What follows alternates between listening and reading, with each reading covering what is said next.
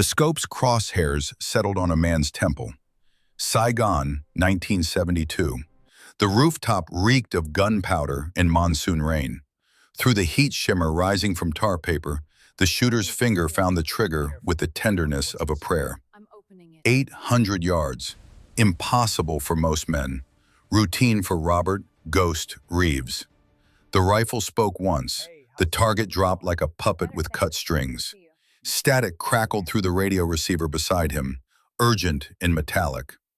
Ghost actual, target eliminated. Reeves, you're clear for extraction. But Robert Reeves didn't move. Not yet. His left forearm rested against the rifle stock, and in the fading light of that April evening, ink caught the last rays of dying sun. A tattoo. Delta Force insignia wrapped around muscle and scar tissue. Below it, numbers. A unit designation that didn't exist in any official record. The camera would have captured it all, if anyone had been filming. But some operations leave no trace except in the memories of the men who survived them. 52 years later, that same tattoo would appear again. On younger skin, softer features, a woman's shoulder. The connection between these two moments, separated by half a century and an ocean of secrets, would soon shatter the carefully constructed lies that powerful men had spent decades protecting. Camp Pendleton blazed under a June sun that showed no mercy. Heat waves distorted the horizon where the Pacific met California desert, creating mirages that looked almost like hope. Elena Reeves stepped off the transport bus with 43 other recruits, her boots hitting tarmac that felt hot enough to melt rubber. 22 years old, 5'7", 130 pounds of determination wrapped in government-issued fatigues that still smelled like the warehouse they'd been stored in. Her dark hair, regulation length, pulled back so tight it made her temples ache. Brown eyes that had learned early how to hide what they'd seen. Around her, the other recruits shuffled into something resembling formation. Young men mostly, with a handful of women scattered through the ranks like punctuation marks in a sentence written by tradition. They carried the nervous energy of people who'd signed contracts they didn't fully understand, trading civilian comfort for the slim possibility of becoming something extraordinary. Elena carried something heavier, a name, a legacy, a ghost. Drill Sergeant Kane materialized from the heat shimmer like violence given human form. 6'4", 240 pounds, with a voice that could strip paint and a face that suggested he'd been carved from granite by someone who'd run out of patience halfway through the job. "Welcome to selection," he announced, though his tone suggested they were anything but welcome. "You are not soldiers. You are not operators. You are barely civilians. For the next 12 weeks, you will be tested in ways that will make you question every decision that brought you to this moment." Elena had already questioned those decisions. Every mile of the bus ride from San Diego, every signature on every form, every night for the past 6 months, since her mother's funeral, since finding the journal hidden in a lockbox beneath floorboards that creaked with secrets. "Some of you will quit," Kane continued, pacing the formation with the measured steps of a predator. "Most of you will fail. The few who remain will have earned the right to call yourselves candidates for special operations. But today, right now, you are nothing." His eyes scanned the formation, cataloging weaknesses, noting fear. When his gaze passed over Elena, she kept her face neutral, her posture correct. She'd learned that skill young, how to be invisible while standing in plain sight. "Fall out, collect your gear, formation in 30 minutes. If you're late, you're gone." The formation dissolved into controlled chaos. Elena moved with the crowd toward the supply depot, keeping her distance, watching, always watching. That was when she first saw him. Colonel Jack Harrison stood apart from the controlled mayhem. 62 years old, but carrying those years like a weapon he'd learned to wield with precision. His uniform bore the weight of ribbons that told stories he'd never repeat in polite company. Vietnam Service Medal, Bronze Star with V device, Purple Heart with 3 oak leaf clusters. A career spent in places where maps grew vague, and operations had names like Urgent Fury and Just Cause. He held a clipboard, but he wasn't looking at it. He was looking at the roster sheet clipped to its surface, at a name that had made his hands stop moving, at letters that spelled out a ghost from 1985. Reeves, Elena M. His jaw tightened. The muscle there jumped once, twice, a tell that 40 years of covert operations hadn't quite erased. Around him, other training cadre moved with purpose, barking orders, establishing dominance. Harrison remained still, a stone in a river of activity, because he'd known her father, had fought beside Robert Reeves in jungles and deserts where the only law was the one you carried in your holster, had watched that man walk into darkness on an April night in 1985, chasing ghosts and traitors, never to return. And now the daughter had come, to the same world, the same machinery of violence and purpose that had consumed her father. Harrison's hand moved to his pocket, found the coin he'd carried for 39 years. A challenge coin from a unit that didn't exist, given to him by a man officially declared dead, killed in action during an operation that had no name. He flipped it once, caught it, felt its familiar weight. Then he did what men like him always did. He compartmentalized, filed the emotion away, became the mission.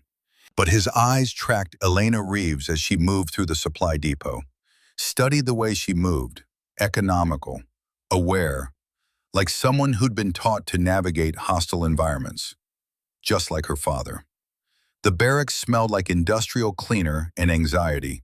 60 recruits divided into 4 squad bays, 15 bunks each, arranged with the geometric precision the military demanded from chaos.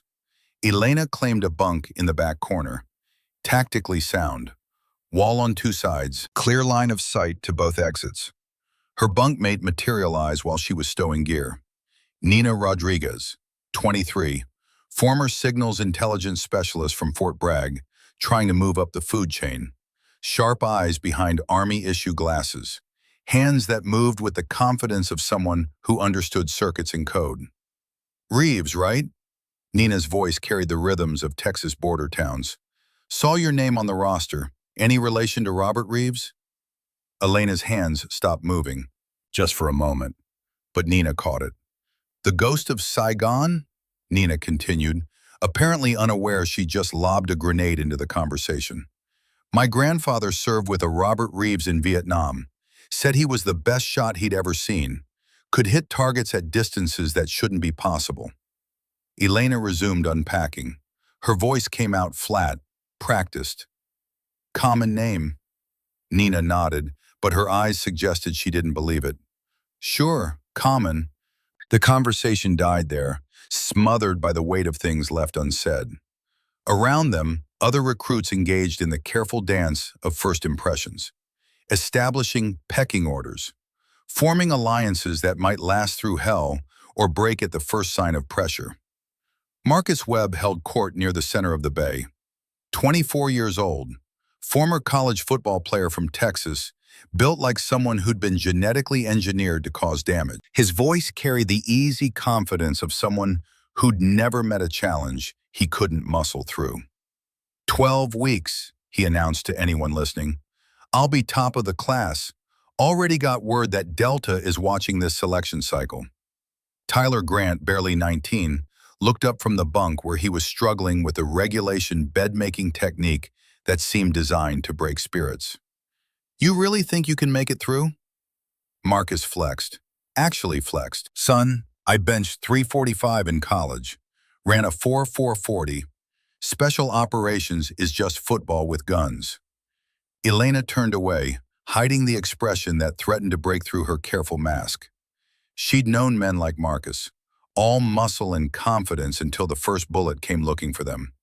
Then they learned that strength meant nothing if you couldn't control the fear that came with it. Sergeant Kane's voice echoed through the bay. First formation in 5 minutes. Fallout in PT gear.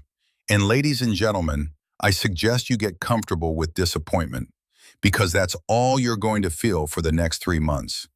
The barracks exploded into motion. Elena changed quickly, efficiently, not caring who saw the scars. The thin white line across her ribs from a car accident that wasn't quite an accident. The burn mark on her left shoulder blade from a camping stove that had malfunctioned while she and her mother lived out of a station wagon for 3 months. But she kept the tattoo covered, the one on her upper left shoulder, the one that matched her father's. That would wait for the right moment, or the wrong one. The first physical training session sorted the strong from the wishful inside 20 minutes. 3-mile run in full gear. Obstacle course. Calisthenics until muscle failure wasn't a possibility, but a certainty.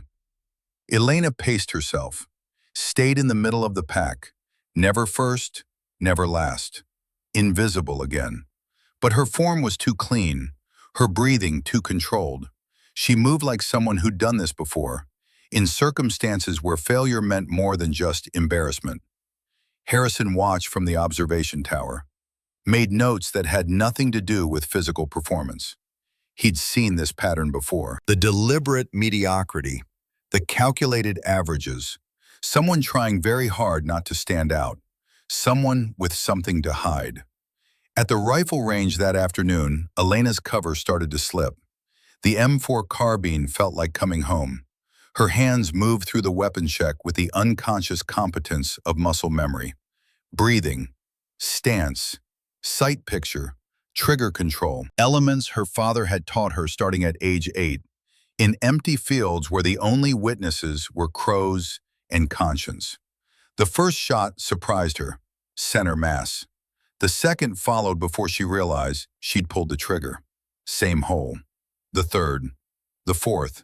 By the 10th round, the target looked like someone had carefully cut a ragged circle in the paper. The range master, a weathered gunnery sergeant who'd seen 3 wars and countless recruits, walked down the line, stopped at Elena's lane, stared at the target. "Reeves, where'd you learn to shoot?" The lie came smooth as silk. She'd practiced it. "My uncle, Arizona, grew up hunting." "Your uncle teach you trigger control like that? Breathing, discipline, follow through?" He was thorough. The gunny's eyes narrowed. Thorough, right. He moved on, but his skepticism hung in the air like cordite. Marcus, 3 lanes down, had managed to hit the target approximately 60% of the time. His grouping looked like a shotgun pattern. "Damn, Reeves," he called over. "You sure you're not prior service? Shoot like a ranger." "Just got lucky." "That's not luck, darling. That's years of practice." Elena said nothing, reloaded, put another group downrange, this time deliberately spreading the shots, making them look more human, more fallible. But Harrison had seen the first group, had photographed it with a long lens camera he carried for documentation purposes, would add it to the file that was growing thicker with questions. The third week brought the psychological evaluations. Dr. Sarah Chen's office existed in a different world from the sweat and violence of the training grounds. Air conditioning, soft lighting, furniture designed for comfort rather than punishment. The walls held certificates and commendations that suggested a woman who'd spent decades studying what made warriors tick. Elena sat across from her in a chair that felt too comfortable, too soft, like sitting in quicksand. "Tell me about your family," Dr. Chen began. Standard opening, neutral tone, eyes that missed nothing. Elena delivered her prepared answer. "Single mother. She passed 6 months ago. Cancer. I'm here to honor her memory and serve my country." "And your father?" The room temperature seemed to drop 10 degrees. "Never knew him." Dr. Chen made a note. "The intake forms list your father as deceased. Killed in action, 1985. You would have been not born yet. Yet you list him as deceased rather than absent or unknown. Why?" Elena's hands remained still in her lap. Another practice skill. "Because that's what my mother told me. He died serving his country. That's all I needed to know." "Is it?" The question hung between them like a challenge. Dr. Chen leaned back, creating space, inviting confession. Ms. Reeves, in my experience, people who join special operations training usually have something to prove, to themselves, to others, or to ghosts. Which category do you fall into? Elena met her eyes. Maybe all three. That's honest. More honest than most recruits manage in their first session. Dr. Chen tapped her pen against her notepad, a tell of her own. But I sense there's something you're not telling me, something that brought you here beyond patriotism or family honor. Isn't that enough? For some people, not for you. The pen stopped tapping. I've reviewed hundreds of candidates. The ones who make it through aren't the strongest or the fastest. They're the ones with the clearest understanding of why they're here. So I'll ask again, Ms. Reeves, why are you really here? Elena considered her answer, weighed truth against security, settled on something in between. My father's last letter to my mother, before he died, he wrote that some men spend their whole lives looking for a purpose. He'd found his, wearing the uniform, protecting people who couldn't protect themselves. I guess I want to see if I have what he had. And if you don't, then at least I'll know. Dr. Chen nodded slowly, made another note. We'll continue this next week. But Ms. Reeves, I'd encourage you to examine your motivations more carefully. Because revenge, even against circumstances, isn't a sustainable foundation for the kind of work we do here. Elena stood.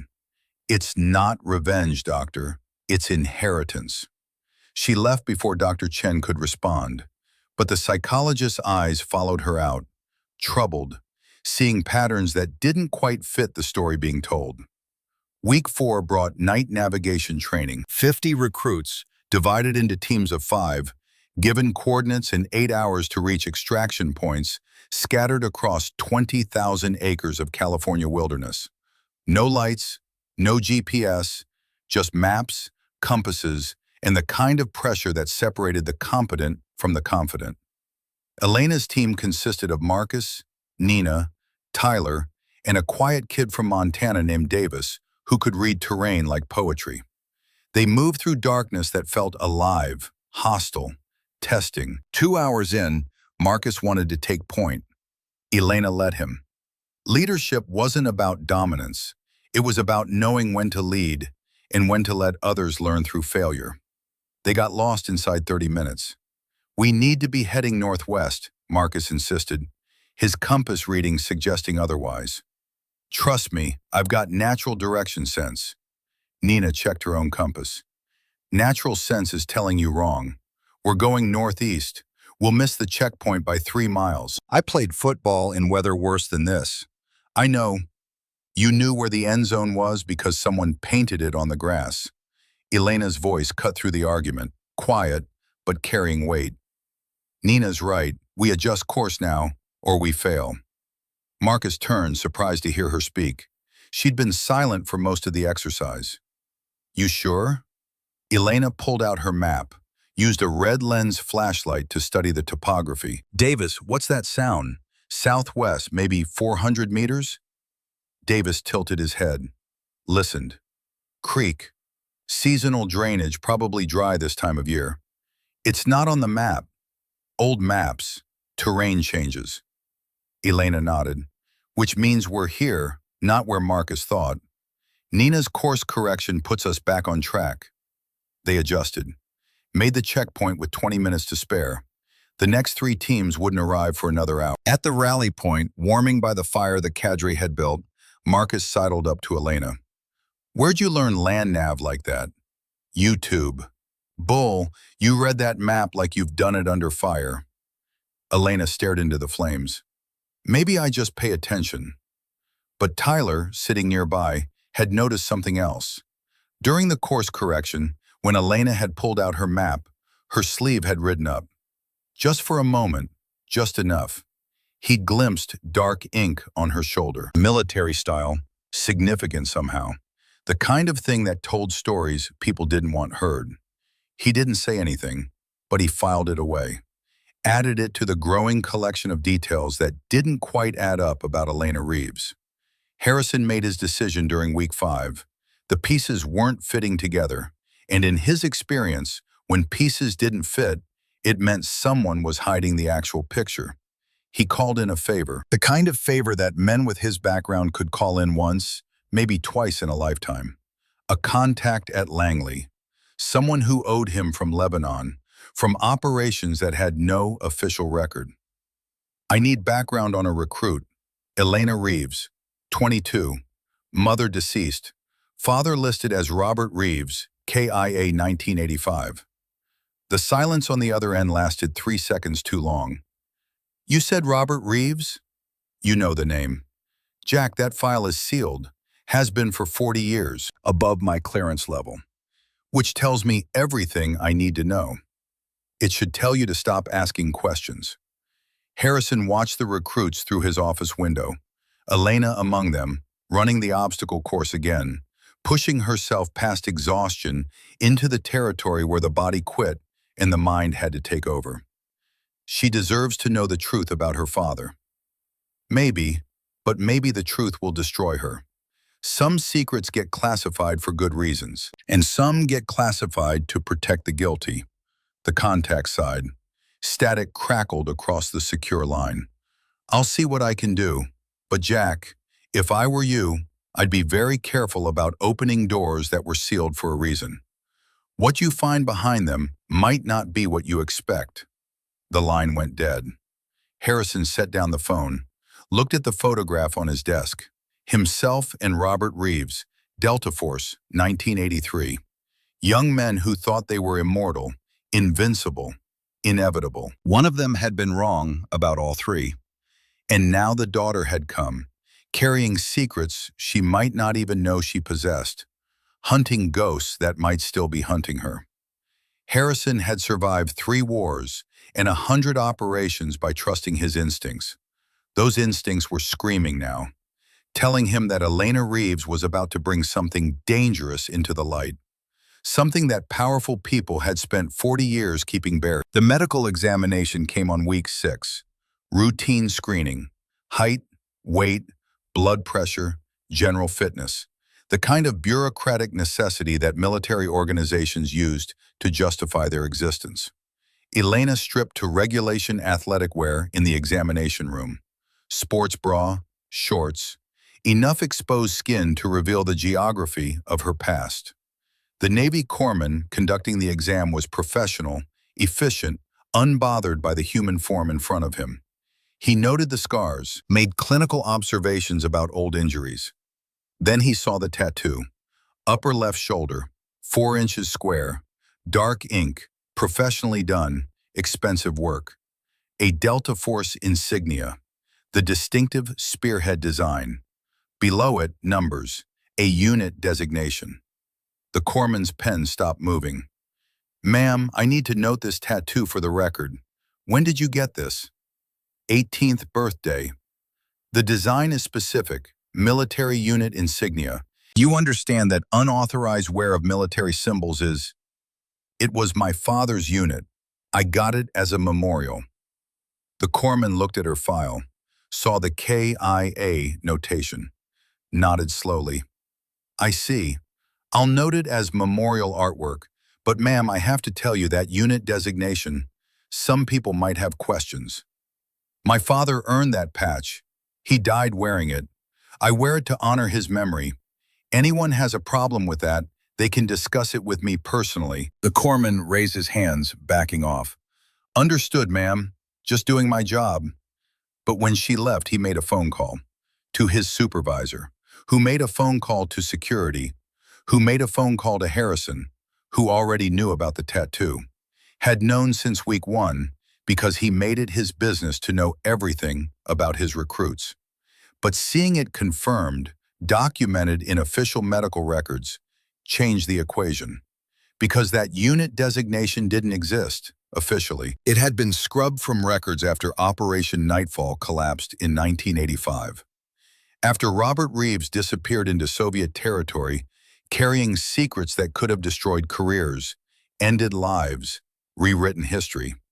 And now his daughter wore the proof on her skin. Harrison pulled the file from his desk, the one he'd been building. Photographs, notes, questions without answers. He added the medical report to the stack. Then he locked the file in his safe, the one that required 2 keys and a combination only he knew. Because some truths needed protection.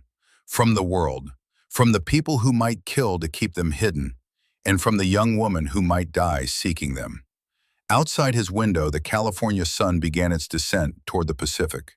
Shadows lengthened across the training grounds. In those shadows, Elena Reeves ran laps, pushing her body past failure, running from or towards something Harrison couldn't quite determine. He'd seen that look before, on her father's face. In the weeks before Operation Nightfall, before everything went wrong, before Robert Reeves walked into darkness and never came back. History, Harrison thought, had a terrible habit of repeating itself, and he was beginning to suspect that Elena Reeves was about to force that repetition, whether she knew it or not, whether she survived it or not. The question wasn't if the past would catch up to her. The question was, who would get there first? Harrison, trying to protect her from truths she might not survive, or the people who'd buried those truths 40 years ago, who would do anything to keep them buried, even if it meant burying Robert Reeves' daughter alongside them. The knock came at 0200 hours. 3 sharp raps against metal that cut through the darkness like gunfire. Elena woke instantly, completely, the kind of waking that suggested she'd never been fully asleep. Harrison stood in the doorway, silhouetted against the dim hallway lights. His uniform was crisp despite the hour. Eyes carried the weight of decisions already made. Get dressed. Utilities, not PT gear. Meet me at Building 7 in 10 minutes. Come alone. He didn't wait for acknowledgement. Didn't need to. This wasn't a request. Elena dressed in silence. Around her, other recruits slept the exhausted sleep of bodies pushed past ordinary limits. Nina stirred, but didn't wake. Marcus snored like a chainsaw hitting oak. Tyler mumbled something about his mother. Building 7 sat at the edge of the compound. Concrete block construction from the Cold War era, windows thick enough to stop small arms fire. The kind of building that had been designed for briefings that couldn't happen anywhere else. Harrison waited inside. The room was small, windowless, soundproofed. A table, 2 chairs, a laptop computer that looked expensive and encrypted. On the table sat a file folder, thick enough to contain either complete truth or elaborate lies. Sit down, Elena. First time he'd used her first name. The informality felt like a weapon being drawn. She sat, kept her hands visible on the table, waited. Harrison opened the file, slid a photograph across the table, black and white, grainy, 2 men in desert camouflage, faces painted, weapons that looked custom and deadly. Afghanistan, based on the terrain. 1980s, based on the equipment. You recognize either of these men? Elena studied the photo. Her heart rate didn't change. Her breathing stayed controlled, but her eyes stopped moving when they found the man on the left. Younger, harder, but the same bone structure, the same way of standing that suggested coiled violence barely contained. My father. And the man next to him? She looked at Harrison, at the photograph, back to Harrison.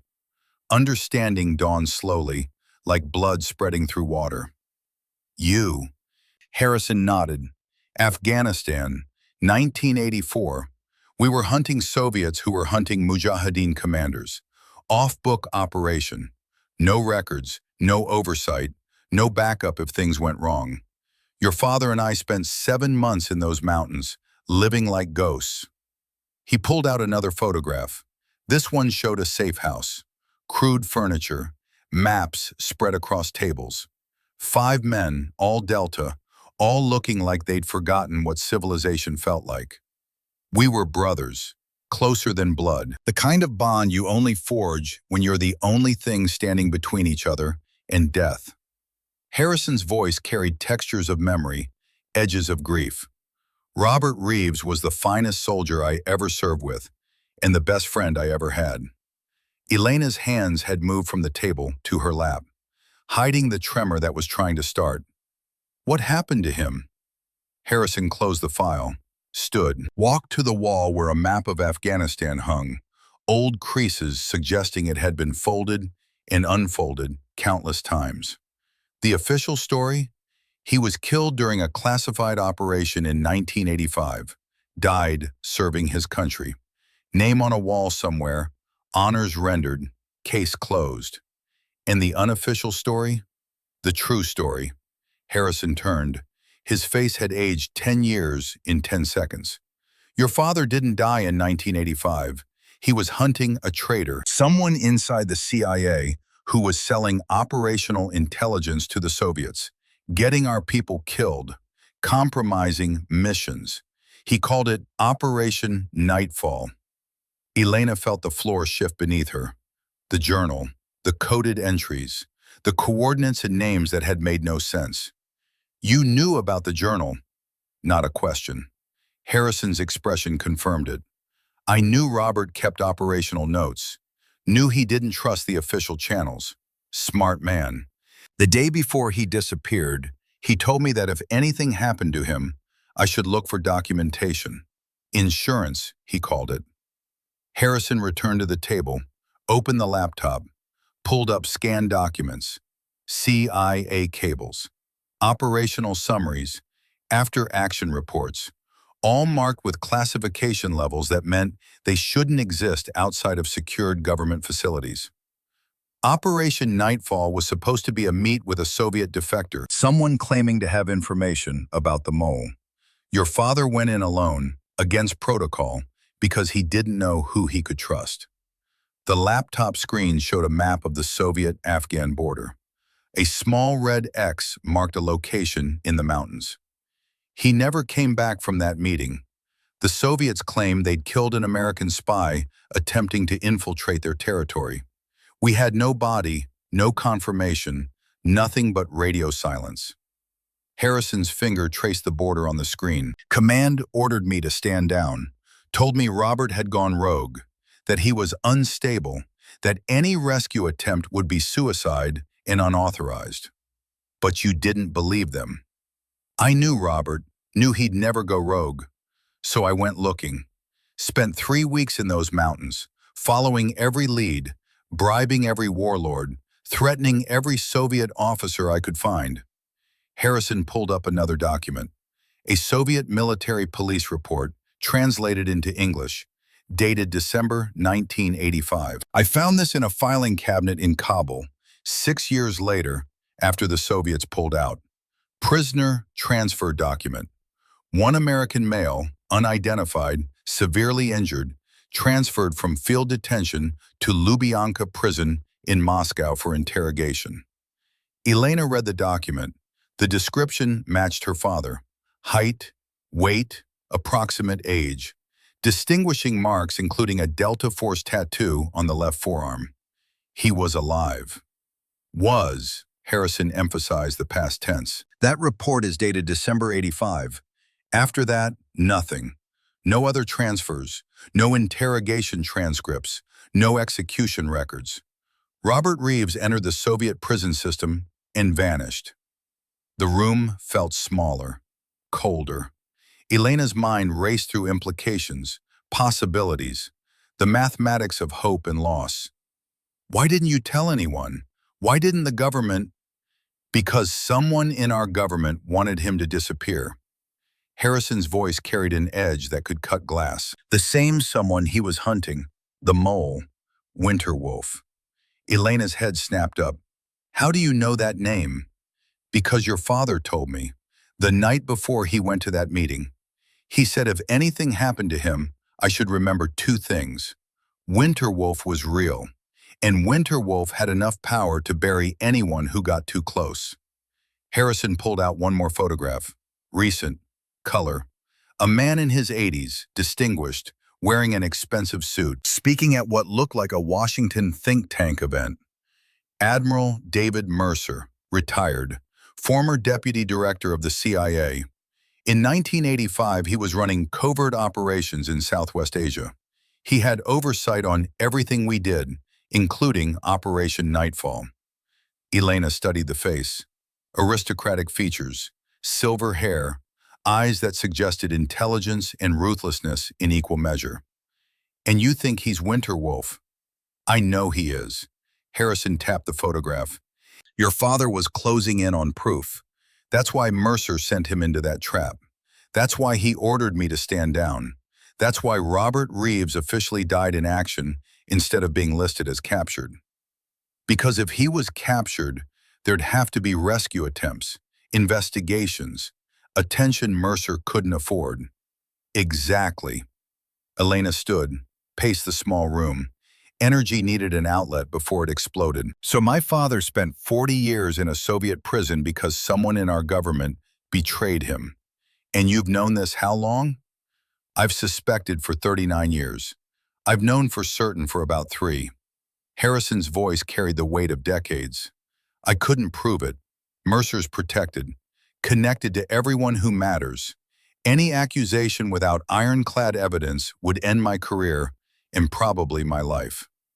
What changed 3 years ago? Harrison hesitated. The kind of hesitation that suggested he was about to cross a line he couldn't uncross. I received a letter, unsigned, postmarked from Vienna. Inside was a single page, your father's handwriting, a message that said, still breathing, Winter Wolf still hunting. Tell my daughter I'm sorry. The room spun. Elena's hand found the table, gripped it hard enough to hurt. He's alive. My father's alive. The letter was 3 years old when I got it. Whoever sent it probably did so after your father died. A final wish. Or maybe he's still alive, somewhere in Russia, surviving on whatever kept him alive this long. Harrison's hand covered hers on the table. Gentle. The touch of a man who understood grief. I tried to find you, but your mother had changed her name, moved 6 times in 10 years. She was hiding. From what, I never knew. By the time I tracked you down, she died. Cancer. I'm sorry. Elena pulled her hand away, not in rejection, but in need of space to process information that was reshaping her entire understanding of reality. The journal. My mother left it for me. Coded entries, coordinates, names. I couldn't make sense of most of it. Because you didn't have the cipher, Robert used a book code. Unless you knew which book, the entries are meaningless. Harrison pulled a slim volume from inside his jacket. Old, worn, pages stained with use and climate. Hemingway, For Whom the Bell Tolls, first edition, Robert's favorite. He carried it through 3 wars. He set it on the table between them. The coordinates in his journal correspond to dead drops, places he hid evidence before Operation Nightfall. Information about Winter Wolf's identity, his operations, his betrayals. Robert knew if he didn't make it back, someone would eventually piece together the truth. How many dead drops? 3 that I know of, could be more. The journal entries stop abruptly in April 1985. Whatever he found after that, he never had time to document. Elena picked up the Hemingway, felt its weight. 40 years of secrets, encoded in a novel about war and sacrifice, and loving things enough to let them destroy you. Where's the first drop? Nevada, desert site near where we used to run training exercises. Abandoned Cold War bunker, scheduled for demolition in 6 months. If we're going to retrieve it, we need to move soon. We? Harrison's smile was grim. You think I'm letting Robert's daughter walk into this alone? I failed him once. I won't fail you. Elena sat back down, looked at the photograph of her father and Harrison. Young men, immortal in that moment, believing they'd always have each other's backs. One of them had been wrong. Why now? Why tell me this now? Because 3 days ago, someone accessed your personnel file. Someone with high-level clearance who shouldn't have any reason to be interested in a random recruit. Harrison pulled up a computer log on his laptop. And because yesterday, base security cameras caught this. The image showed the perimeter fence. A man, 60s or older, photographing the base through a telephoto lens. The resolution was poor, but the face was visible enough. Elena leaned closer, studied the features. felt something cold settle in her chest. Who is he? Sergei Volkov, colonel, retired, former KGB. In the 1980s, he ran counterintelligence operations against American forces in Afghanistan. He's the one who captured your father, the one who tortured him for information, the one who supposedly killed him. Harrison zoomed in on Volkov's face. Age had carved it into something harder, colder. 2 days ago, he was in Moscow. Now he's here, in California, watching this base, watching you. That's not coincidence. That's purpose. Elena felt pieces clicking together. The journal, the tattoo, her enlistment, her presence here. Someone told him about me. Someone who knew about the journal, about what my father left behind. Someone who's afraid that after 40 years, the truth is finally going to surface, and they're willing to kill to keep it buried. The laptop screen showed Volkov walking away from the fence, moving with the careful precision of a man who'd spent a lifetime being the hunter, not the hunted. So what do we do? Harrison closed the laptop, looked at Elena with eyes that had seen too much death and were preparing to see more. We do what your father would do. We finish the mission. We retrieve the evidence from those dead drops. We expose Winterwolf. We bring down everyone who betrayed Robert Reeves and left him to rot in a Soviet prison. And Volkov? Volkov's been hunting your father for 40 years. Now he'll be hunting you. We need to be ready for that. Ready to do what soldiers do when the enemy finds them. Which is? Harrison's expression held no illusions. We fight, we survive, or we die trying, just like your father taught us. The briefing ended with dawn breaking over Camp Pendleton. Elena walked back to the barracks through morning light that felt unreal, surreal, like she'd crossed into a different world where everything she'd believed was subject to revision. Nina was awake when Elena entered, doing push-ups. She stopped when she saw Elena's face. You okay? You look like you saw a ghost. Elena sat on her bunk, stared at hands that wanted to shake but wouldn't be allowed to. Maybe I did. Training that day passed in a blur. Obstacle course, hand-to-hand combat drills, classroom instruction on small unit tactics. Elena moved through it mechanically, her mind elsewhere. Calculating, planning, understanding that her life had just become exponentially more complicated and dangerous. Marcus noticed during the lunch break, sat down across from her in the mess hall with a tray loaded with enough calories to fuel a small army. You're quiet today, more than usual. Something wrong? Just tired. Bull, I've seen tired. You're somewhere else, somewhere bad. He leaned in, lowered his voice. Look, I know we're not exactly friends, but we're in the same platoon. That means something. So if you need backup, whatever's going on, you say the word. Elena looked at him, really looked, past the bravado and the muscles and the easy confidence. Saw something genuine underneath. Loyalty. The kind that maybe meant something when everything went to hell. I appreciate that, really, but this is something I need to handle carefully. Famous last words of every soldier who ended up needing a medevac. He had a point, but bringing others into this meant putting them in danger. Danger from people who'd proven they were willing to kill to protect secrets. That evening, Harrison called her to his office, handed her a burner phone. One number programmed in, mine.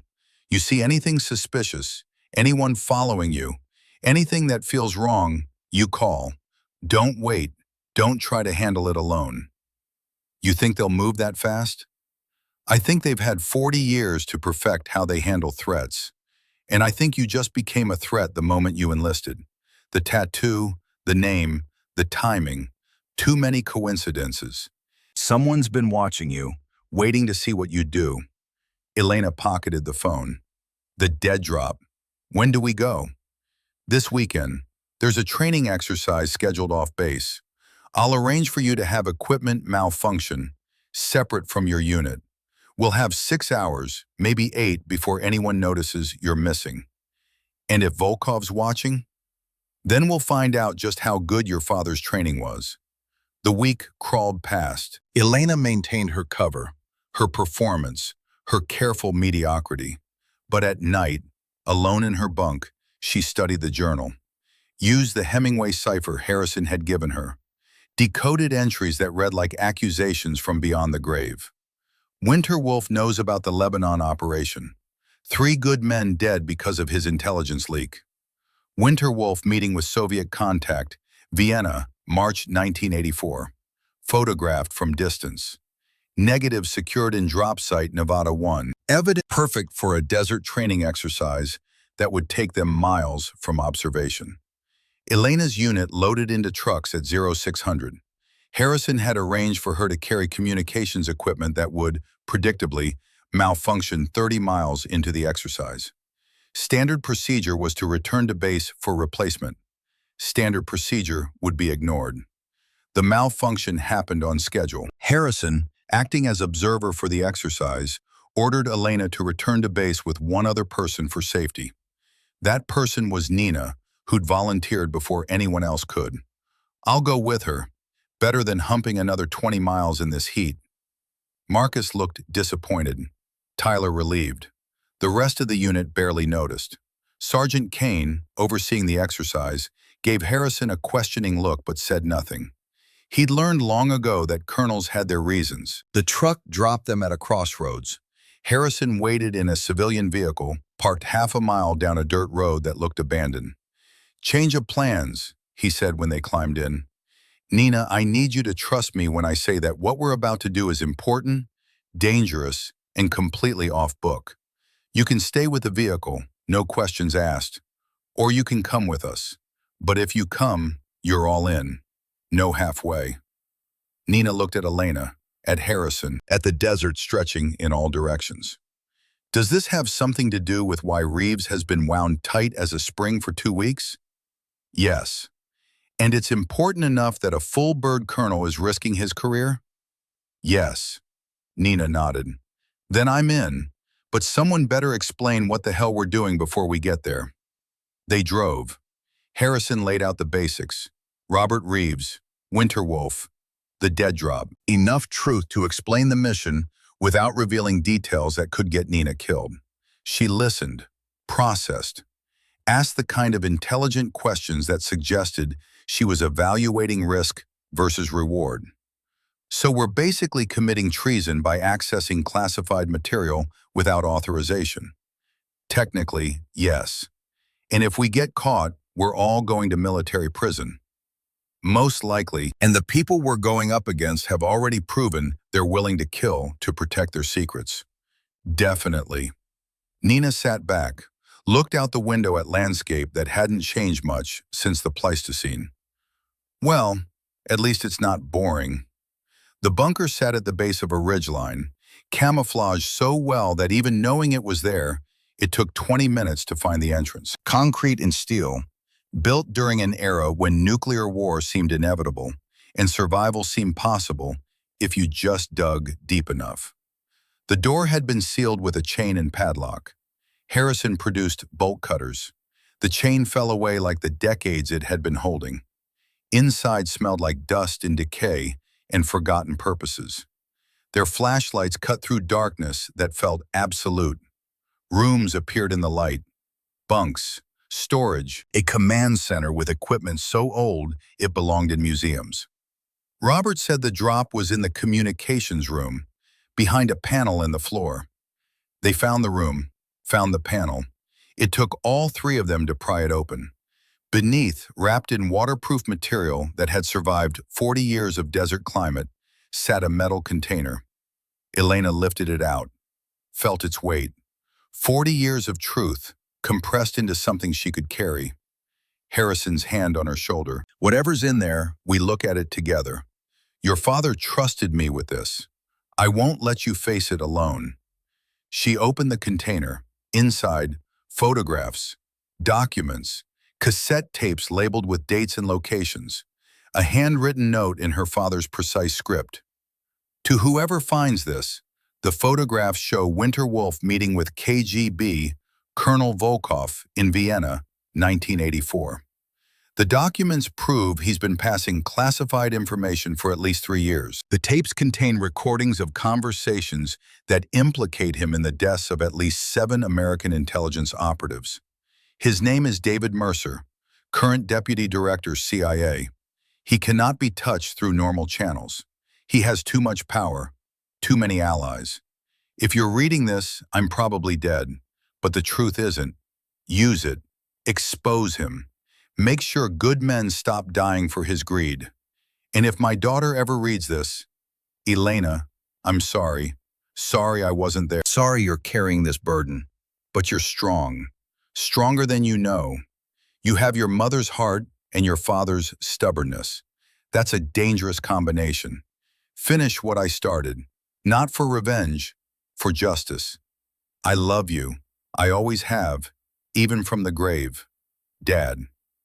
Elena's hands trembled. The emotion she'd been holding back for weeks finally found its release. Tears came, silent and hot, falling onto photographs of her father with Harrison. Both of them young and alive, and believing the world made sense. Nina turned away, gave her privacy. Harrison simply waited, present but not intrusive. When Elena could speak again, her voice came out raw. He knew. He knew they'd kill him, and he went anyway. Because that's what soldiers do. We go into the dark so others don't have to. They photographed everything, uploaded copies to encrypted servers Harrison had access to, took the original materials, sealed the container back in his hiding place in case they needed to prove they hadn't fabricated evidence.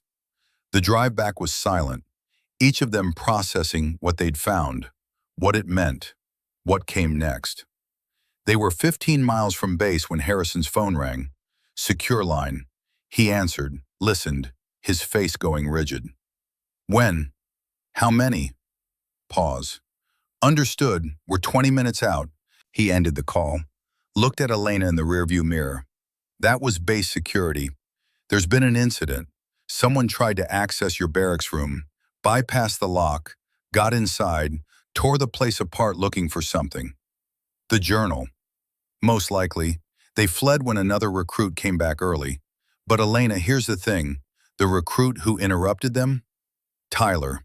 He tried to stop whoever it was. They put a knife in his side. He's in surgery now. Touch and go. The world went red at the edges. Tyler. 19 years old. Kid who should have been in college, not bleeding out because he'd stumbled into someone else's war. Did they catch who did it? No, but security cameras caught enough for an ID. Carlos Vega. Transferred into your platoon 2 weeks ago. Records say he's from San Diego, clean background, exemplary service record. But the CIA has no record of running his background check, even though regulations require it for special operations candidates, which means someone with enough power to bypass security protocols placed him in your unit. Nina's voice from the back seat, quiet and deadly. We have a mole. Inside the base.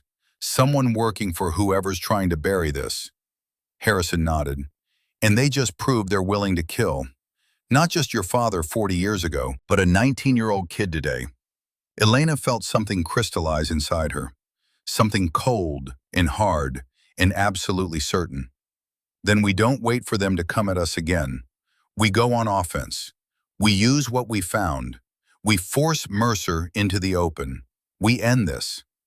Elena, these people have spent 40 years perfecting how they eliminate threats. We need to be smart about. They put a knife in Tyler because he was in the wrong place at the wrong time. They tortured my father in a Soviet prison for information he'd never give up. They've killed how many others? 7 that we know of. Probably more. She leaned forward, met Harrison's eyes in the mirror. You said my father taught you that when the enemy finds you, you fight. Well, they found us, so we fight. We use every piece of evidence. We go public. We burn Mercer's whole world down. Harrison drove in silence for a mile, then nodded. Okay, but we do it smart. We do it right. We make sure when we pull the trigger, the shot counts, because we'll only get one chance. They reached base to find it on lockdown, Military police everywhere, helicopters overhead. The kind of response that suggested whoever had planted Carlos Vega had badly underestimated how seriously the military took attacks on its personnel. Tyler survived surgery, barely. The knife had missed his liver by half an inch. He'd be in recovery for weeks, but he'd live. Elena visited him in the hospital, sat beside a bed where tubes and monitors kept a kid alive who should have been worrying about exams and girls and whether his car would make it through another year. "I'm sorry," she said. Meant it more than she'd meant anything in her life. Tyler's eyes open, morphine clouded but aware. "Not your fault. Guy was looking for something, in your stuff." "I know. You shouldn't have tried to stop him." "Marine Corps doesn't teach quitting." A weak smile. "Besides, you've had my back since day one. Time I return the favor. Rest, heal. This isn't over, but you've done enough. Hell with that. Soon as I'm mobile, I'm back in. We're a team. Teams don't leave people behind." Elena left before emotion overwhelmed her again. Found Harrison in the hallway with a man she didn't recognize. 60s, civilian clothes, eyes that suggested he'd seen and done things that would make normal people wake up screaming. "Elena, this is James Sullivan, former CIA. He worked with your father in the 80s. He's one of the few people from that era I still trust." Sullivan extended a hand. His grip was firm, testing. "Robert saved my life in Beirut. Took a bullet meant for me. I've spent 30 years wishing I could return the favor. Maybe now I can." "What do you know about Winterwolf?" "Enough to confirm everything Harrison told you, and enough to know that David Mercer has been untouchable for 40 years because he's careful, connected, and willing to do whatever it takes to protect himself." "So how do we take him down?" Sullivan's smile wasn't pleasant. "We give him exactly what he wants. We make him think he's won, and then we spring the trap." They moved to a secure conference room, spread out the evidence, photographs, documents, tapes, built a case that would destroy careers, end lives, rewrite history. "The problem," Sullivan explained, "is that Mercer has friends in very high places. If we go through normal channels, he'll know before we file the first report. He'll activate countermeasures, discredit us, make everything disappear. So we go public. Media, internet, blast it everywhere at once, which makes us look like conspiracy theorists unless we have corroboration. We need someone with credibility, someone whose reputation is beyond question." Harrison leaned back, thinking. Then his eyes widened slightly. "General Patricia Morrison, retired, former head of Defense Intelligence Agency. She worked with Robert in the 80s, tried to investigate his disappearance, got stonewalled by Mercer's people. She's been waiting 40 years for proof. Will she help? If we bring her evidence this solid, she'll do more than help. She'll turn it into a crusade." They spent the next 3 days building an airtight case, verification, cross-referencing, making sure every photograph, every document, every recording could be authenticated. Nina proved invaluable. Her signals intelligence background let them enhance photographs, clean up audio recordings, trace communication patterns that proved Mercer had been in Vienna at exactly the moments the photographs showed him meeting with Volkov. Marcus, when they finally brought him into the circle, contributed muscle and tactical thinking, planning security, thinking through how Mercer might respond, preparing for violence that seemed increasingly inevitable. On the 4th day, Harrison received a message. General Morrison would meet them, but not at her home, not in Washington, somewhere neutral, somewhere she could verify their evidence without interference. Arlington National Cemetery, the Vietnam Memorial. Among the names of the dead, they discussed the living traitor who'd sent too many of those names to their deaths. The meeting was set for Sunday, 1400 hours. 2 days away, they prepared, copied evidence onto multiple drives, distributed them to trusted sources with instructions to release everything if they didn't check in within 24 hours. Created a dead man's switch of their own. Elena spent Saturday night reading her father's journal one more time. The decoded entries painted a picture of a man who'd seen the worst of humanity and still believed in doing the right thing, who'd sacrificed everything for truth, even though he knew it would probably kill him. The last entry, dated April 15th, 1985, read, "Tomorrow I meet the defector. Volkov's lieutenant, supposedly, claims to have evidence that Winterwolf is planning something big, something that will get a lot of people killed. I don't trust it. Feels like a trap. But if there's even a chance it's real, I have to go. That's the job. That's the oath. If this goes wrong, if I don't make it back, I need whoever finds this to know. I regret nothing. Every choice I made because it was right. Not easy, right. Tell Elena her father loved her. Tell her she was the reason I fought so hard to make the world better. Tell her she's stronger than she knows, braver than she believes, and more capable than anyone will ever give her credit for.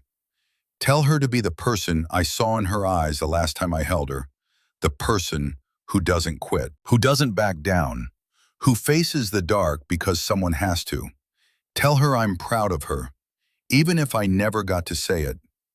Elena closed the journal, felt its weight. 40 years of silence broken by a daughter who'd inherited her father's stubbornness and his unwillingness to let injustice stand. Tomorrow, at Arlington, among the honored dead, they'd begin the process of bringing a living traitor to justice. And if Mercer tried to stop them, then Elena would prove she was indeed Robert Reeves's daughter. In every way that mattered. The flight from San Diego to Washington took 6 hours. Elena spent it memorizing faces from the photographs. Mercer, young and ambitious in 1984 Vienna, meeting with Volkov in cafes where spies had traded secrets since the Cold War turned hot. The same Mercer, older now, speaking at think tanks and defense conferences, wearing respectability like armor. Harrison sat across the aisle, reviewing tactical plans with the focus of a man who'd survived 3 wars by never assuming anything. Nina worked a laptop, her fingers dancing across keys, building digital redundancies and failsafes. Marcus slept, or pretended to, conserving energy the way soldiers learned to do before operations went kinetic. They'd left Tyler recovering at Camp Pendleton, guarded by military police who'd been read into enough of the situation to understand that someone had tried to kill a recruit on American soil. The base commander, a 2-star general who'd served under Harrison in Iraq, had asked no questions, simply provided resources and plausible deniability. The good old boy network, Harrison had called it, the brotherhood of people who'd bled together and trusted that bond more than paperwork. Sullivan met them at Reagan National. He'd driven up from Langley in a vehicle that looked civilian, but had government plates that weren't quite right.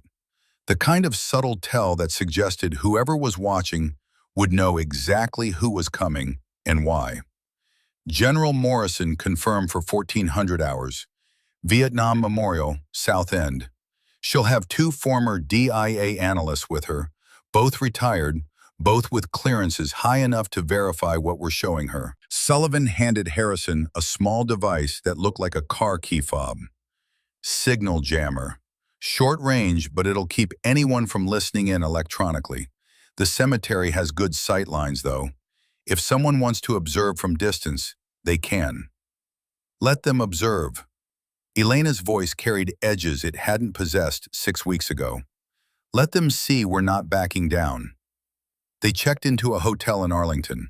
Separate rooms but adjoining, with sightlines covering the hallway. Harrison posted Marcus on first watch, while the rest of them tried to sleep.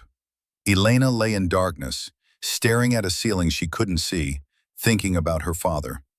Trying to imagine what he'd felt the night before he walked into that trap in Afghanistan. Whether he'd been afraid, whether he'd known he wasn't coming back.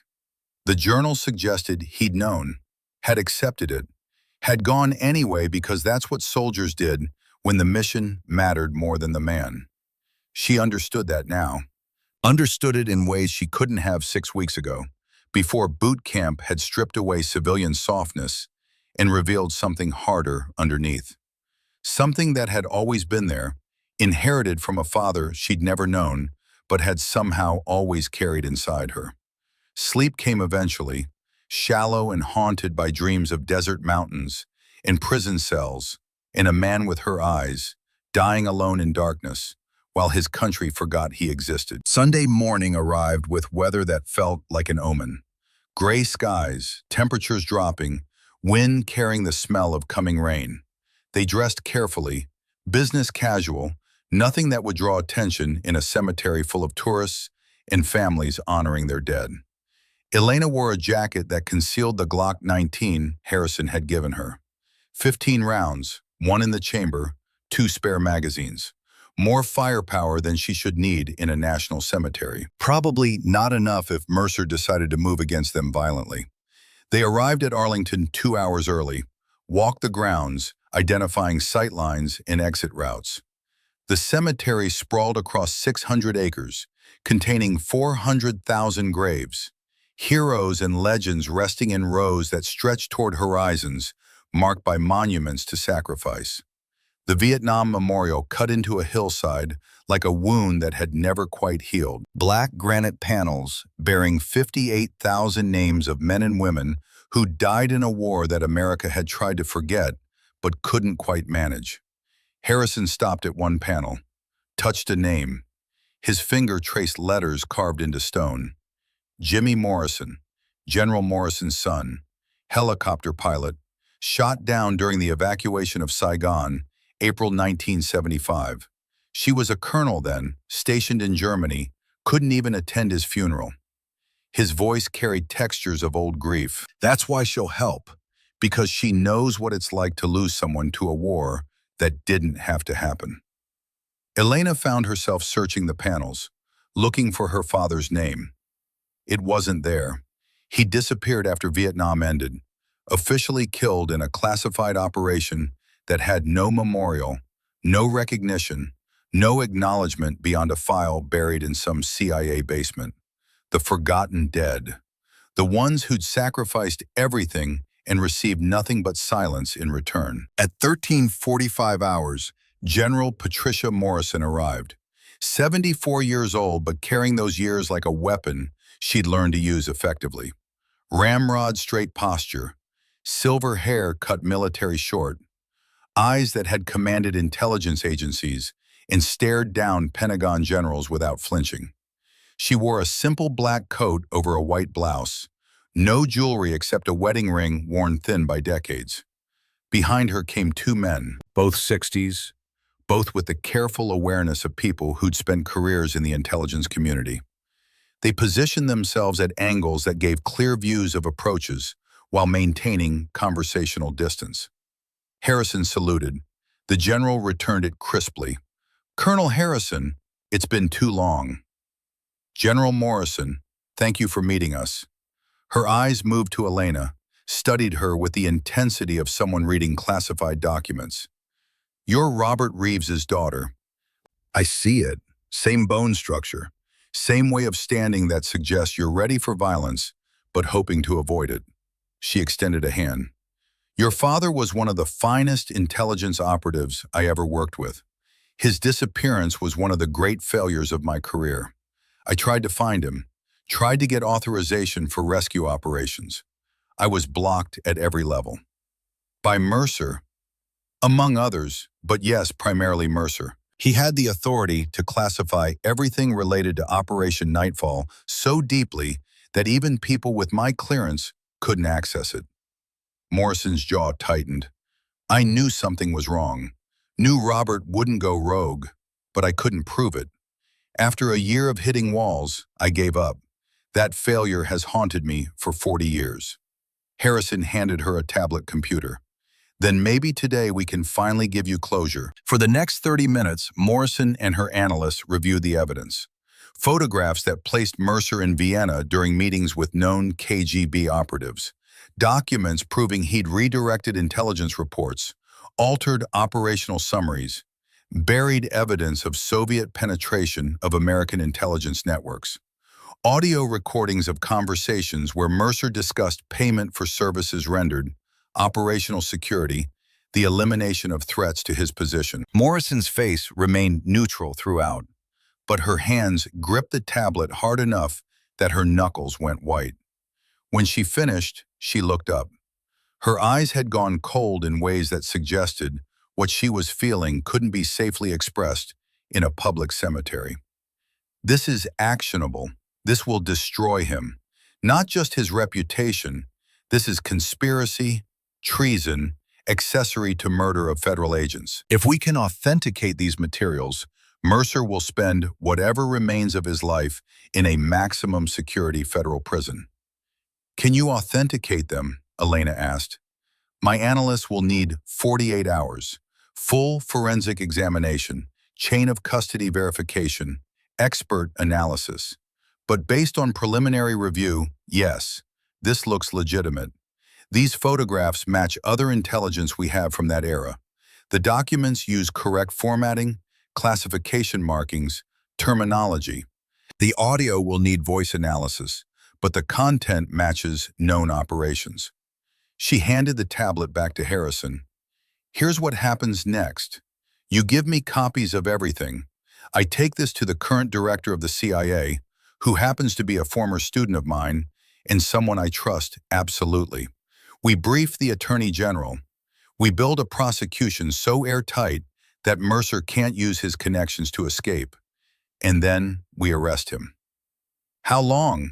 Harrison's voice carried urgency. We have 2 days where Mercer could destroy evidence, eliminate witnesses, disappear into the networks he'd built over 40 years. General, with respect, my father waited 40 years for justice. People died because we weren't fast enough. If we give Mercer 2 days, he'll use them. He's survived this long by being smarter than everyone chasing him. Morrison's expression softened slightly. I know you want immediate action. I understand that impulse. But we do this right, or we don't do it at all. Robert Reeves deserves justice, not revenge that falls apart in court. Sullivan stepped forward. General, there's another factor. We've identified at least one asset Mercer placed inside Camp Pendleton, Carlos Vega. He tried to recover Robert's journal, put a knife in a recruit who interrupted him. He's been detained, but he's not talking. Professional, trained, the kind of operative who knows how to wait out interrogation, which suggests Mercer has other assets we haven't identified yet. Exactly. Morrison considered this. Behind her, tourists moved through the memorial, touching names, leaving flowers, communing with ghosts. An old man in a wheelchair, wearing a Vietnam veteran cap, wept silently. His grandson stood beside him, hand on his shoulder, sharing grief that transcended generations. All right, here's the compromise. I'll have my analysts work around the clock. 48 hours, no more. But in exchange, you all go to ground. No hotels, no public appearances. I'll arrange a safe house in Virginia. You stay there until we're ready to move. Harrison looked at Elena. She nodded. Agreed. But General, one request. When you arrest Mercer, I want to be there. I want him to see Robert Reeves's daughter. I want him to know who brought him down. Morrison studied her for a long moment, then nodded slowly. When we move, I'll make sure you're notified. You've earned that much. They transferred the evidence. Multiple encrypted drives, handed over with chain of custody documentation that would hold up in federal court. Morrison's analysts departed immediately, carrying 40 years of secrets toward laboratories that would either confirm their authenticity or reveal them as elaborate forgeries. As Morrison prepared to leave, she turned back to Elena. Your father once told me something I've never forgotten. We were in Lebanon, 1983, right after the barracks bombing. He died fighting for truth. That matters. That will always matter. Morrison left.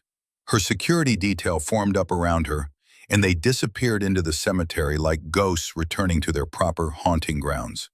Sullivan drove them to the safe house, 40 minutes outside Arlington, in rural Virginia, where farms gave way to forest, and the only neighbors were deer and conspiracy theorists who'd chosen isolation over society. The house sat at the end of a gravel road, surrounded by trees that hadn't been cleared because someone had valued privacy over views.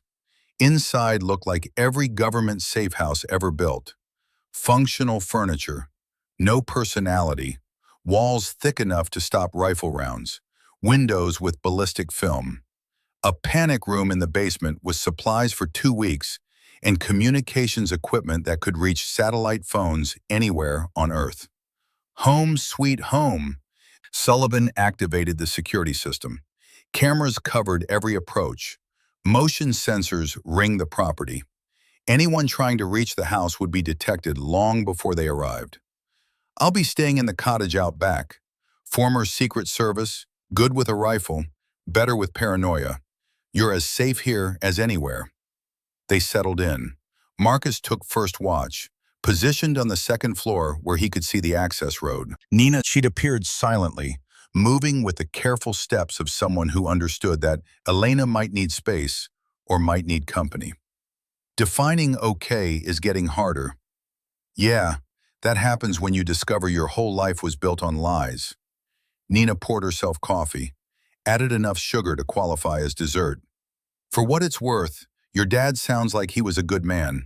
Doesn't make up for him not being there, but it means something that he was trying to make the world better. He was trying to expose a traitor and got tortured in a Soviet prison for 40 years.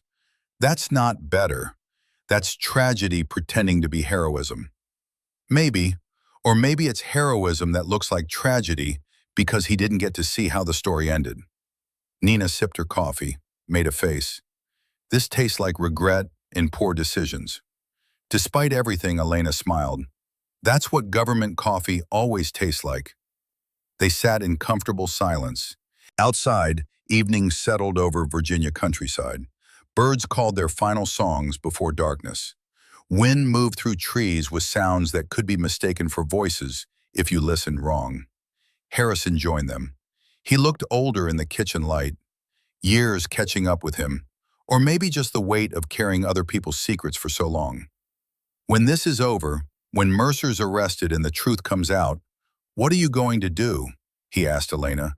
What does that make me if I follow the same path? Harrison set down his coffee, leaned back. When he spoke, his voice carried the weight of decades.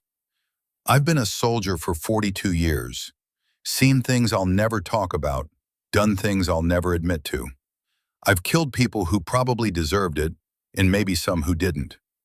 I've followed orders I disagreed with and disobeyed orders I knew were wrong. And through all of it, I've tried to remember one thing. He looked at her directly. We don't serve governments. We serve ideals. Freedom, justice, truth. When the government aligns with those ideals, we follow. When it doesn't, we push back. Your father understood that. He pushed back. It cost him everything, but he was right to do it. And if pushing back cost me everything too, then you'll know you lived for something that mattered. Most people never get that certainty. The conversation ended there. They moved to different parts of the house, maintaining watch rotations, waiting for authentication that might never come, or might arrive with news that the evidence was fake, fabricated, useless. Elena slept in brief intervals. Dreams came, but they changed. Instead of her father dying in darkness, she dreamed of him surviving, escaping, living in shadows for decades, watching from distance as his daughter grew up, unable to return because the threat he'd uncovered was still hunting him. She woke at 0300 to sounds that didn't belong. Footsteps on gravel, careful, measured, multiple people moving with tactical precision. Her hand found the Glock. She rolled out of bed, moved to the window, staying below sightline. Outside, nothing visible, but the motion sensors should have triggered. The fact that they hadn't meant someone had disabled them. She keyed the radio Harrison had given her. We've got company, multiple contacts, sensors are down. Harrison's voice came back immediately, calm and controlled. Copy. Everyone to the panic room, now. Elena moved into the hallway, Found Marcus already there, rifle in hand, eyes scanning doorways. Nina emerged from her room, laptop under one arm, pistol in the other hand. They moved as a unit toward the basement stairs, training kicking in. No panic, just execution. The front door exploded inward, not kicked, breached with explosives. Professional entry, the kind special operations use when speed mattered more than subtlety. 4 men poured through, tactical gear, suppressed weapons, night vision. They moved like a unit that had trained together extensively. Marcus fired first. 3 rounds center mass. The lead man went down hard. The others scattered, seeking cover, returning fire with discipline that suggested military training. Harrison appeared at the top of the basement stairs. "Move! I'll cover." They ran. Elena last, turning to provide covering fire. She'd trained for this in countless exercises, but training didn't capture the reality of bullets snapping past, of adrenaline turning time elastic, of the absolute clarity that came with knowing death was present and hunting. She fired twice, saw one attacker stumble, couldn't tell if she'd hit him or if he'd tripped. Didn't matter. They reached the basement stairs, Sullivan's voice over radio. "I've got 3 more coming from the rear, engaging." Gunfire erupted from the cottage. Sullivan's rifle, distinctive crack of precision fire.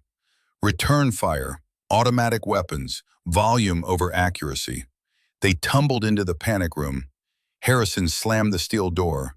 Engaged locks that would hold against anything short of explosives. The room's monitors showed feeds from exterior cameras still functioning. 7 attackers total. Professional kit, moving like operators who'd done this before. 1 down in the foyer, Marcus's work. 2 pinned by Sullivan's fire. 4 searching the house methodically. "Who are they?" Nina asked. "Mercer's cleanup crew." Harrison checked his weapon. He knew we'd go to Morrison, knew she'd take the evidence. This is him moving first, eliminating witnesses before we can testify. Morrison? Safe. She left hours ago with analysts.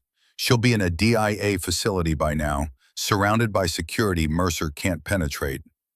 On the monitors, Sullivan made a run for the main house, got 10 feet before suppressing fire drove him back. He was outnumbered and outgunned. Brave man fighting a delaying action. "We can't let them kill him." Elena moved toward the door. Harrison blocked her. "We go out there, we die. This room's designed to withstand siege. We wait for backup." "What backup? By the time anyone arrives, Sullivan's dead, and they're setting up to breach this room.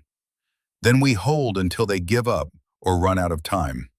Marcus checked his ammunition. "Colonel, respectfully, these guys aren't giving up, and we've got maybe 20 minutes before they bring something big enough to get through that door." Harrison's jaw worked. Calculations running, tactical assessment, risk versus reward. Finally, he keyed his radio. "Sullivan, status. Pinned, cottage. They're maneuvering to flank. I've got maybe 5 minutes before they overrun my position. Can you make it to the woods?" "Negative. They've got the open ground covered." Harrison looked at Elena, at Marcus, at Nina. Saw determination in young faces that hadn't yet learned to properly fear death. "All right, here's what we do. I draw their attention, create opening. Marcus, you extract Sullivan. Nina, you provide overwatch from second floor. Elena, you're with me. No arguments. We need everyone." They moved. The panic room door opened into chaos. The attackers had reached the basement, 2 of them clearing rooms methodically. They turned toward the opening door. Marcus hit them like a freight train. Literally. 6'4", 240 pounds, moving at full sprint. He took the first man down with brutal efficiency. The second raised his weapon. Elena fired 3 times. The man dropped. They cleared the basement, moved upstairs slick with blood from the foyer casualty. The house had become a battlefield. Furniture destroyed, walls punctured, the smell of gunpowder and violence. Nina reached the second floor, set up position covering the front approach. Her rifle barked twice, Someone outside screamed. Harrison and Marcus moved toward the back door. Elena covered their six, watching for threats from interior rooms. Sullivan's voice crackled. "They're coming! East side! 3 of them! Hold position! We're coming to you!" They burst through the back door into night that had become hostile territory. Muzzle flashes from the cottage, Sullivan firing carefully, conserving ammunition. Return fire from 3 positions, suppressing, preparing for final assault. Harrison went left, Marcus right. Classic flanking maneuver. Elena stayed center, providing covering fire that made the attackers choose between pressing their assault or seeking cover. They chose cover. Marcus reached Sullivan's position first. "You hit?" "Negative, but I'm down to 1 magazine." "Then let's move before that changes." They ran, Elena and Harrison laying down covering fire. The attackers responded, but their fire was less disciplined now. They'd expected easy targets. Finding trained resistance had changed their calculations. The tree line offered cover. They reached it, regrouped. 5 against 4 now. Better odds, but the attackers still had superior position and equipment. Harrison's radio came alive. Different voice, older, familiar. "Colonel Harrison, this is Admiral Mercer. I believe we need to talk." Harrison and Elena exchanged looks. He keyed the radio. "We don't have anything to discuss, Admiral, except maybe the charges you'll face when this is over." "When this is over, Colonel, you'll all be dead and buried in those woods. No witnesses, no evidence. Just a tragic incident where some recruits and their training officer ran afoul of domestic terrorists." Mercer's voice carried aristocratic contempt. "I've been cleaning up messes like this for 40 years. You really think you're the first people to try exposing me? We're the first with proof. Proof I'll have destroyed by morning. General Morrison's analysts? They work in a facility I helped design. Getting access to their findings will be trivial. The originals? Robert's dead drops? Already located and sanitized. You have copies, yes. But copies can be dismissed as forgeries without originals to authenticate against." Harrison's face went pale. "You're bluffing." "Am I? How do you think Carlos Vega knew to search Elena's barracks?" "Because I've had her under surveillance since the day she enlisted. I knew about the journal, knew she'd eventually decode it, knew she'd come looking for validation. And when she found you, when you led her to Robert's dead drops, you completed the chain. Showed me where everything was hidden. I should thank you for that." Elena felt ice in her veins. They'd been played, used, led Mercer straight to evidence he'd spent 40 years searching for. "So what now?" she asked. "You kill us and call it terrorism?" "No, Ms. Reeves. I'm going to offer you the same choice I offered your father. Walk away, disappear, live quietly, never speak of this again. In exchange, I let you live. The same choice that ended with my father in a Soviet prison. Your father refused my generous offer, chose principle over survival. I hope you're smarter than he was. And if we refuse, then my people finish what they started. You die in those woods." Morrison gets briefed that the evidence was fabricated by conspiracy theorists with military training.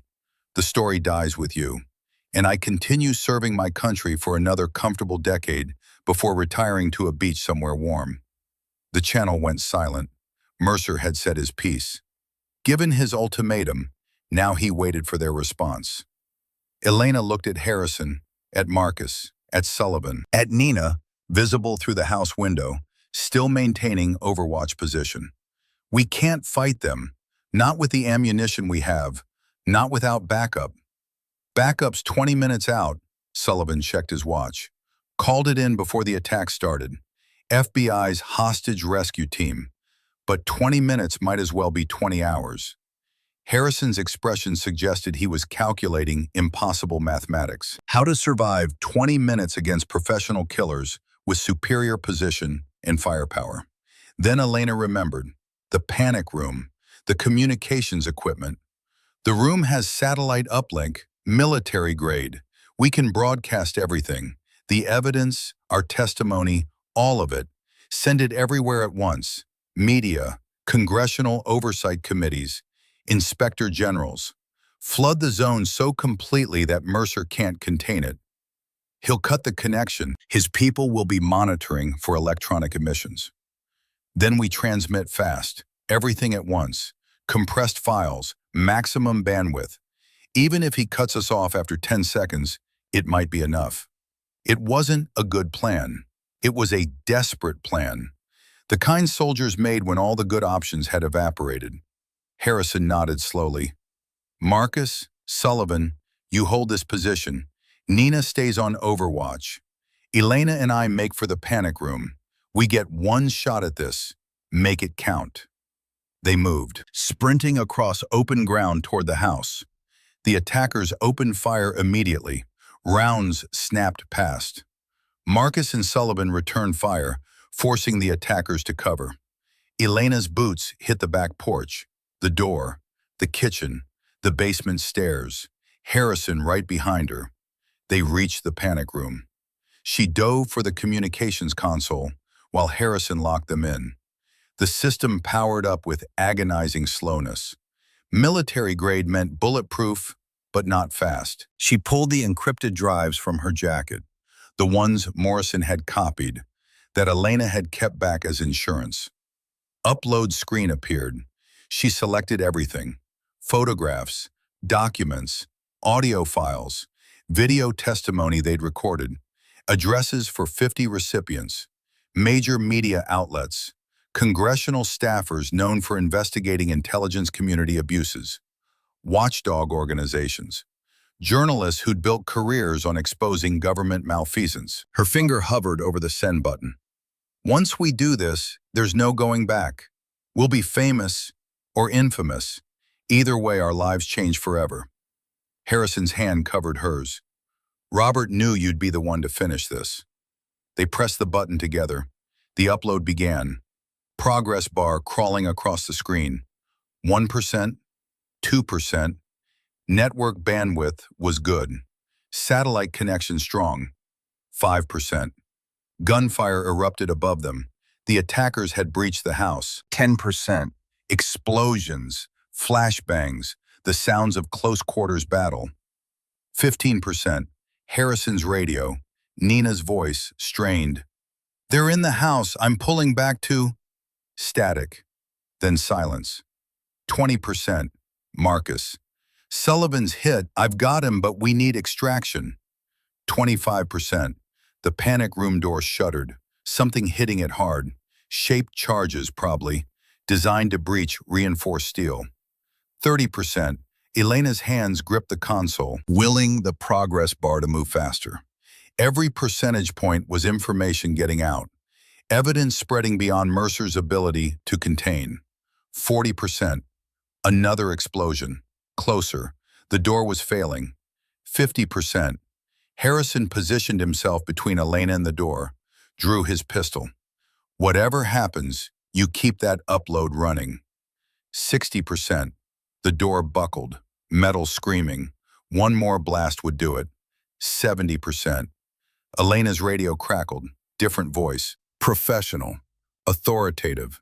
This is FBI Hostage Rescue Team Alpha. We have the location surrounded. Attackers, drop your weapons and surrender immediately.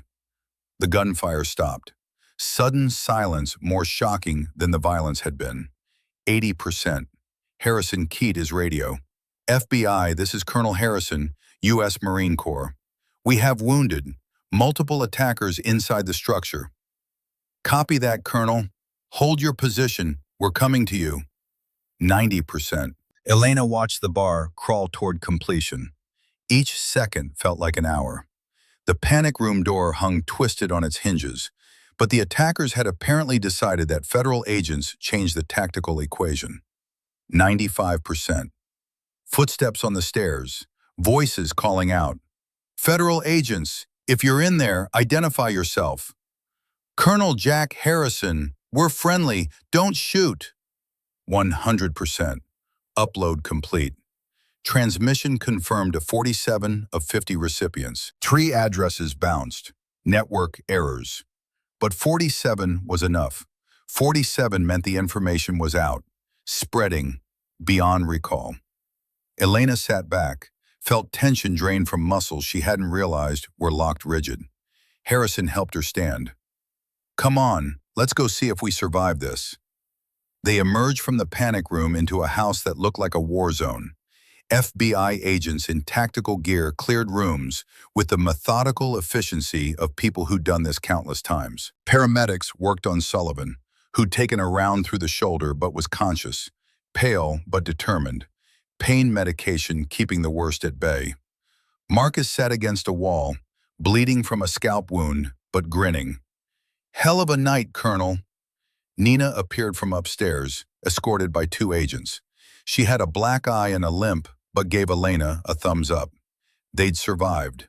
Barely, but survived. Outside, the attackers were being loaded into vehicles.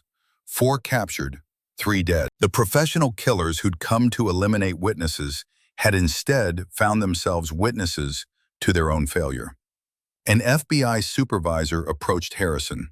50s, gray hair, eyes that had seen too much bureaucratic nonsense to be impressed by much. "Colonel Harrison, Special Agent Torres, we got a call from General Morrison about 90 minutes ago. Said you might need backup. Looks like she was right." "Your timing was impeccable, Agent Torres. Actually, our timing was about 5 minutes too late, but it seems you managed." He looked at the destruction. "This is going to be one hell of a report. Multiple casualties, federal officers fired upon, what appears to be a coordinated assassination attempt on U.S. soil. I can help with that report, starting with the name Admiral David Mercer." Torres's expression shifted, became carefully neutral. "That's a name I know. High-level CIA. Connected. This is going to get complicated." "It already is complicated, but we have evidence. More evidence than you can imagine."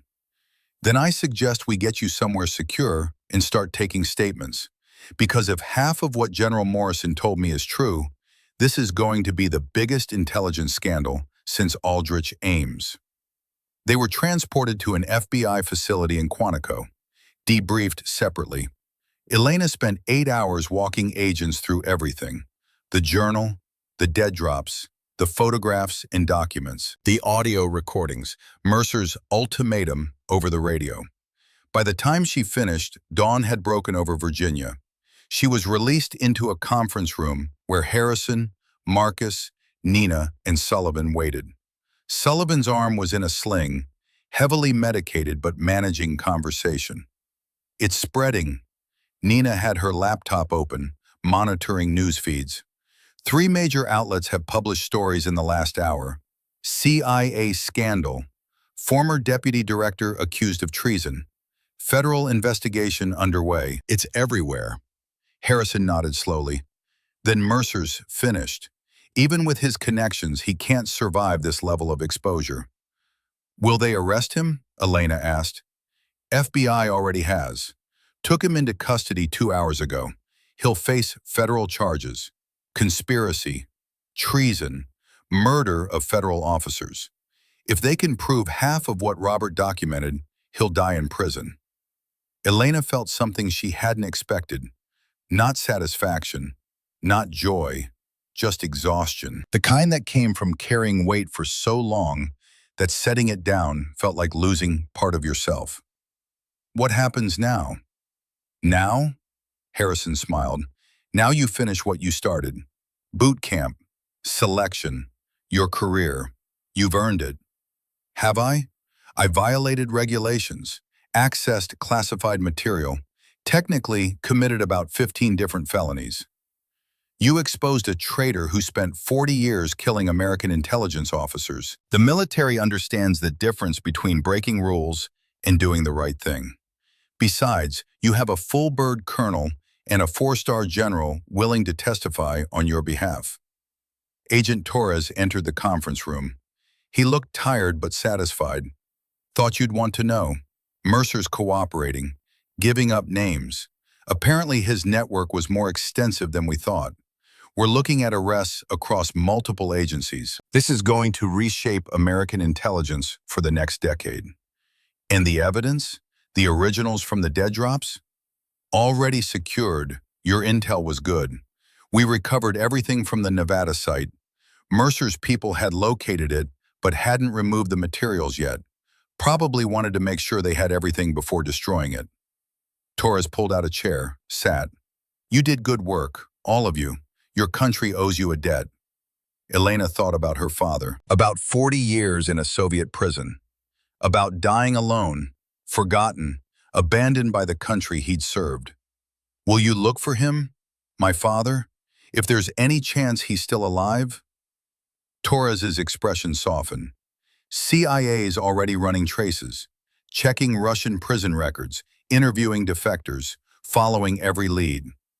But Ms. Reeves, you need to prepare yourself. The chances he survived 40 years in Soviet custody are slim, but we'll do everything we can. I promise you that. They were released that afternoon, driven back to Camp Pendleton in government vehicles with an escort that suggested their newfound fame came with security concerns. The base commander met them personally, congratulated them, suggested they might want to maintain low profiles for a while. Media attention could be disruptive to training. Elena returned to the barracks to find her platoon waiting. They'd seen the news, understood at least partially what had happened. Tyler was there, out of the hospital, still moving carefully, but alive and grinning. You took down a CIA traitor. That's so much cooler than anything I'll ever do. Marcus clapped her on the shoulder. Guess we know where you learned to shoot now. Your dad was a legend. You're living up to that legacy. But it was Nina who understood, who pulled Elena aside and said quietly, You okay? Really? I don't know. I thought finding the truth would bring closure. Instead, it just opened up more questions.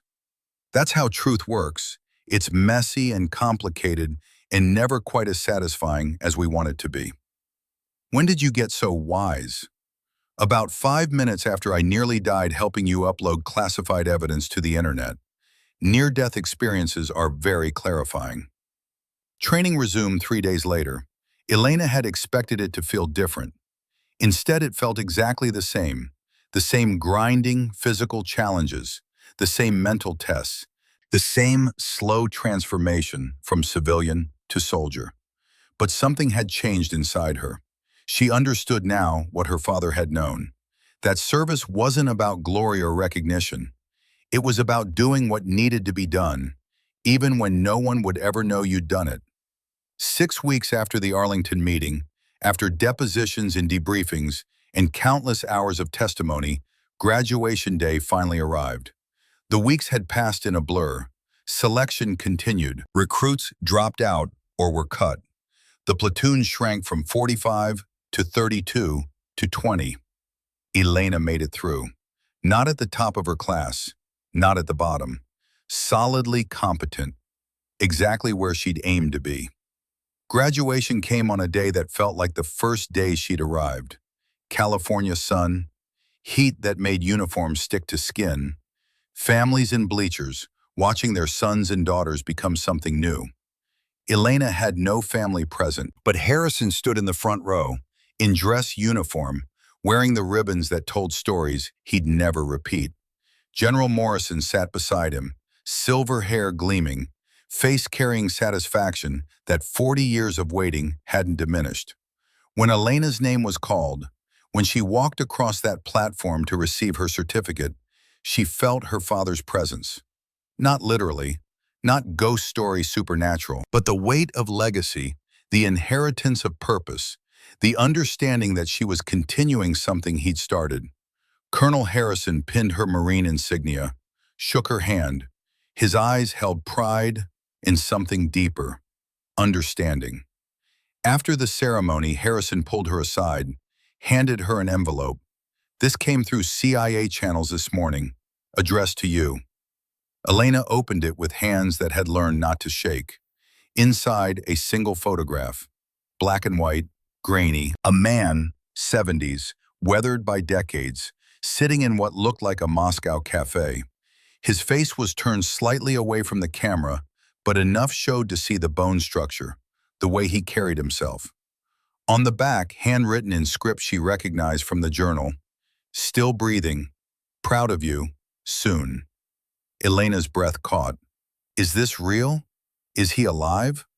CIA can't confirm. The photo was delivered anonymously. Could be authentic, could be someone playing games. But Elena, the timing, the location, the fact that it came right after Mercer's arrest and his network collapsed. He's alive. He survived.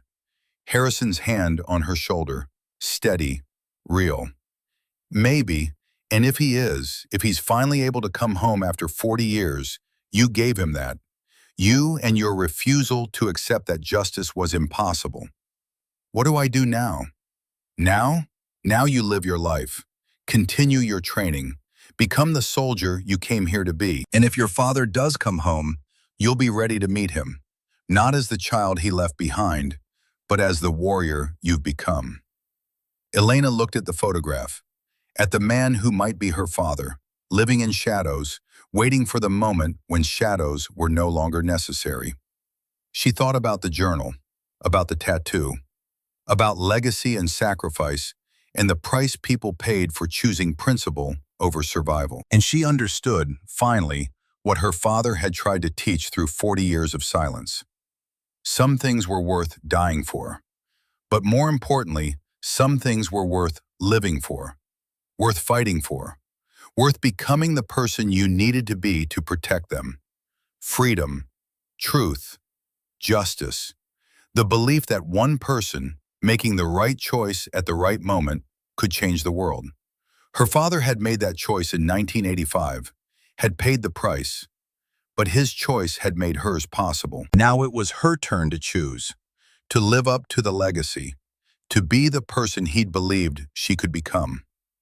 Elena folded the photograph carefully, put it in her pocket over her heart where the tattoo marked her as her father's daughter, turned back toward the ceremony where her platoon was celebrating, where Marcus was telling stories, and Nina was rolling her eyes, and Tyler was just happy to be alive.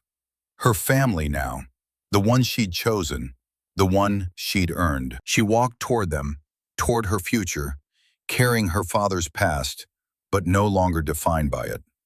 In her pocket, the photograph rested against her heart, a ghost made flesh, or perhaps just hope refusing to die. Either way, it was enough. The war was over, the truth was out, and Elena Reeves, Marine, daughter, warrior, had finally found what she'd been searching for since the day she stepped off that bus.